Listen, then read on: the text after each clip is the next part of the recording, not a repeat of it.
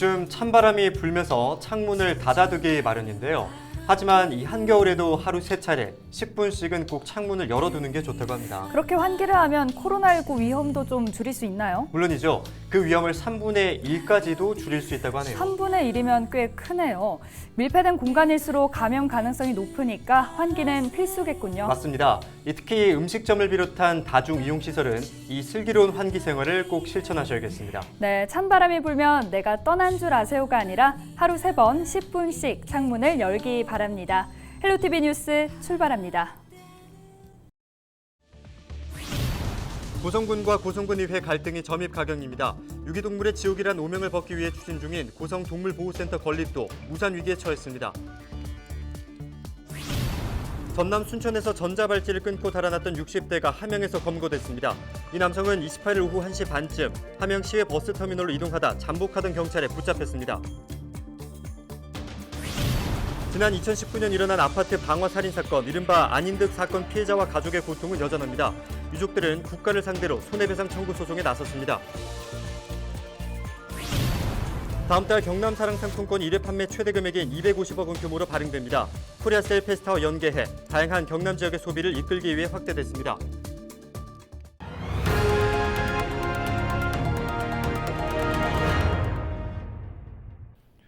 고성의 동물보호소는 한때 유기동물의 지옥으로 불렸습니다.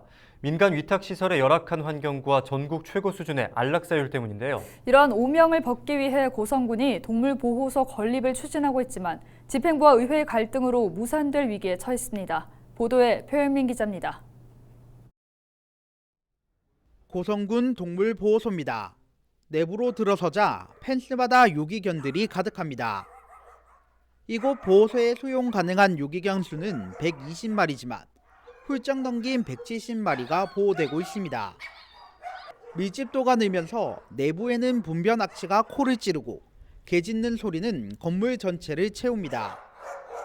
6명의 직원이 밤낮으로 청소하고 임시 방편으로 소음을 막을 천막도 설치했지만 역부족이었습니다. 창고를 임시 보호소로 만든 탓에 동물과 시설 관리도 쉽지 않습니다.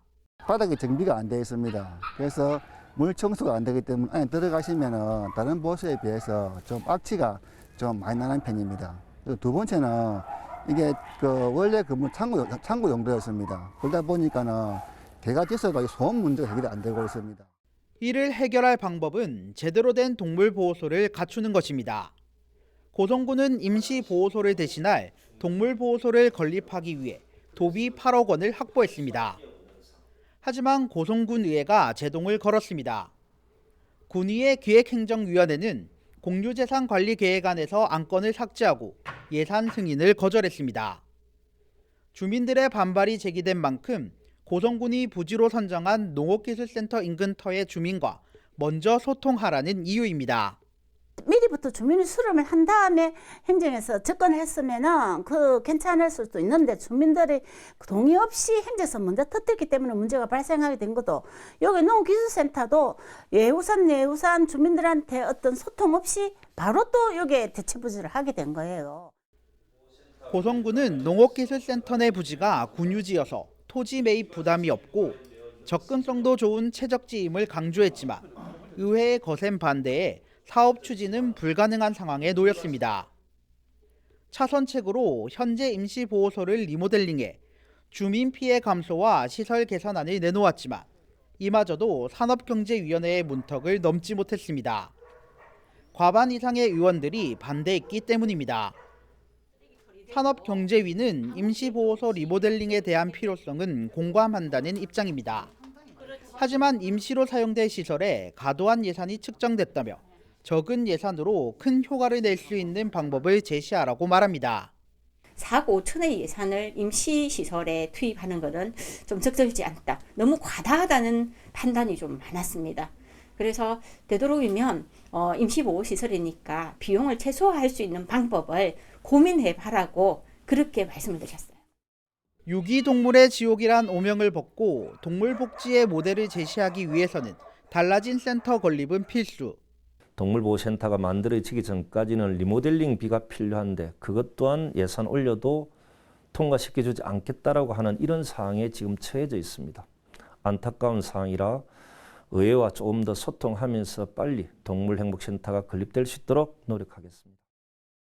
수의계약과 숙박시설 건립 등 핵심 사업을 놓고 군수와 군의회 간 신경전이 계속되는 고성군. 동물 복지에 대한 인식이 달라진 요즘 꼭 필요한 동물 보호소마저 무산될 위기에 처했습니다. 헬로티비 뉴스 표영민입니다. 지난 2019년 진주에서 발생한 안인득 사건. 아파트에 불을 지르고 흉기를 휘둘러 20여 명의 사상자가 나왔고 결국 안인득은 무기징역을 선고받았는데요. 사건이 일어난 지 2년 6개월이 지났지만 유족들의 상처는 아직 아물지 않았고 결국 국가를 상대로 손해배상 청구 소송에 나섰습니다. 김현우 기자의 보도입니다. 지난 2019년 4월 자신이 살던 아파트에 불을 지르고 주민들에게 흉기를 휘두른 안인득. 당시 5명이 숨지고 17명이 크게 다쳐 치료를 받아야 했습니다. 이후 안인득은 재판에 넘겨져 대법원에서 무기징역을 선고받았지만 중증 정신질환자들의 관리나 일선 경찰들의 대응은 사건 후 2년 6개월이 지나도록 크게 달라진 게 없습니다. 국가가 이래도 됩니까? 이렇게 많은 사람들이 그저 죽고 다치도록 내버려둬도 됩니까? 경찰이 눈앞에서 위험을 보고도 외면하고 법대로 하지 않아서 나의 사랑하는 가족이 죽어나갔지만 우리는 그 누구에게도 책임을 물을 수가 없습니다. 결국 피해 유족이 국가를 상대로 손해배상 청구 소송에 나섰습니다.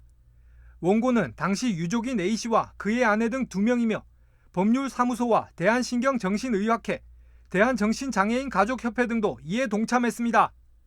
이들이 국가를 상대로 소송에 나선 이유는 명확합니다. 2016년 수락산 살인사건, 강남역 살인사건, 2018년 임세원 교수 피살사건 등 중증 정신질환자들에 의한 강력범죄가 잇따랐지만 대책 논의만 있었을 뿐 현실은 전혀 달라지지 않았다는 겁니다. 안인득 사건 이전 정신건강복지법이 전면 개정됐고 경찰은 2019년 고위험 정신질환자 112 신고가 들어왔어요 매뉴얼도 만들었지만 전혀 쓸모가 없었다고 지적하고 있습니다.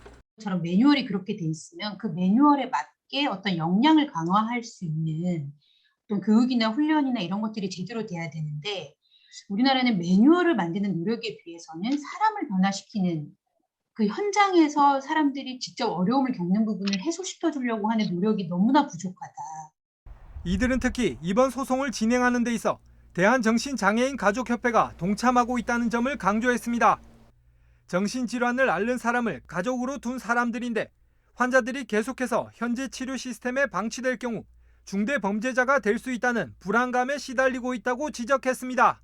그날 근무하셨던 경찰관 개인에 대한 손해배상이 아니고 국가에 대한 손해배상인 것이고 지금 현재 내 법과 제도 내에서 못 지킨 거에 대해서 당연히 국가 책임이고 못 지키도록 돼 있다면 그것을 개선하지 않은 거에 대해서도 국가 책임인 것입니다. 그래서 저희는 국가에게 책임을 묻고자 안인득 사건 이후 2년 6개월 만에 진행되는 국가 상대 손해배상 청구 소송.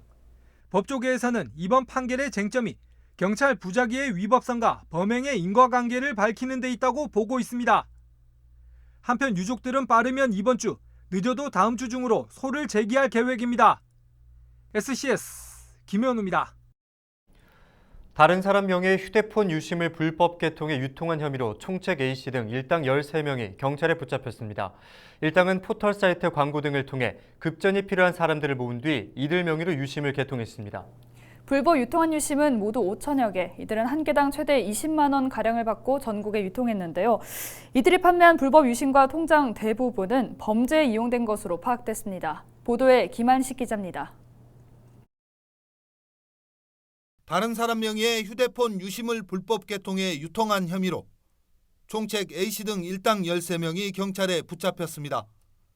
일당은 포털 사이트 광고 등을 통해 급전이 필요한 사람들을 모은 뒤 이들 명의로 유심을 개통했습니다. 불법 유통한 유심은 모두 5천여 개. 이들은 개당 최대 20만 원가량을 받고 전국에 유통했는데 벌어들인 돈만 10억 원 상당인 것으로 파악됐습니다. 경찰은 또 이들이 불법 대포통장을 이용한 사실을 파악한 뒤 추적해 대포통장 관련 조직 총책 B씨 등 11명도 검거했습니다. 이처럼 불법으로 유통한 유심과 통장 대부분은 범죄에 이용된 것으로 드러났습니다. 불법 매매업자, 대부업자들이 그 대포 유심을 사용하였고 그 사람들이 그 범죄 수익금을 은닉하기 위해서 또 대포 통장을 올 사용료를 주고 대여를 한 것입니다. 이번 사건과 관련해 검거된 피의자는 모두 106명입니다. 이 가운데 불법 유심 구매자 48명은 물론 돈을 받고 명의를 빌려준 34명도 포함됐습니다. 명의 대여자들은 유심 한 개당 3만 원가량을 받았는데 이런 행위는 엄연한 범법 행위에 해당됩니다. 본인 명의 유심 통장을 다른 사람에게 대여를 하게 되면 범죄자들이 이용하여 일반 시민들이 큰 피해를 입을 수 있고 엄연한 범죄 행위이므로 절대 해서는 안 됩니다. 불법 유통된 유심 중 일부는 위조 요건을 이용해 만든 것으로 파악돼 경찰은 위조 요건 제조책도 쫓고 있습니다. 경찰은 유심 판매 총책 A씨 등 6명을 구속하고 달아난 공범 2명을 추적하고 있습니다. 헬로티비 뉴스 김한식입니다. 네, 영상 함께 보고 오셨는데요. 유심을 한 개 대여해줘서 3만 원을 버는 것보다 범죄자가 되지 않는 게 더 중요하지 않을까요? 네, 그러게 말입니다. 내 핸드폰 유심과 통장, 명의를 빌려주는 것만으로도 불법이라는 점 꼭 유의하셔야겠습니다. 계속해서 다음 소식입니다. 전남 순천에서 전자발찌를 끊고 달아났던 60대가 검거됐습니다. 경남경찰청은 28일 오후 1시 반쯤 함양 시외 버스터미널에서 62살 김모 씨를 검거했다고 밝혔습니다. 김 씨는 지난 25일 경북 고령에서 전남 순천으로 이동한 뒤 다음날 새벽 전자발찌를 훼손한 뒤 종적을 감췄습니다. 27일 전남 벌교에서 기차를 타고 진주 반석역에 내린 뒤 경찰의 추적을 받았습니다. 김 씨는 아동 청소년의 성보호에 관한 법률 위반 등 전과 35범으로 과거에도 2번이나 외출 제한 명령을 위반한 것으로 확인됐습니다. 지난 20일 열린 민주노총 경남본부의 대규모 총파업 집회 관련자에 대한 경찰 조사가 시작됐습니다. 창원 중부경찰서는 집회와 시위에 관한 법률 위반 혐의로 민주노총 경남본부장 등 간부 2명을 조사하고 있습니다. 이들은 집회 인원 49명으로 제한된 3단계 방역수칙을 어기고 창원시청 광장에서 2,800여 명을 집결시켜 집회를 연 혐의를 받고 있습니다.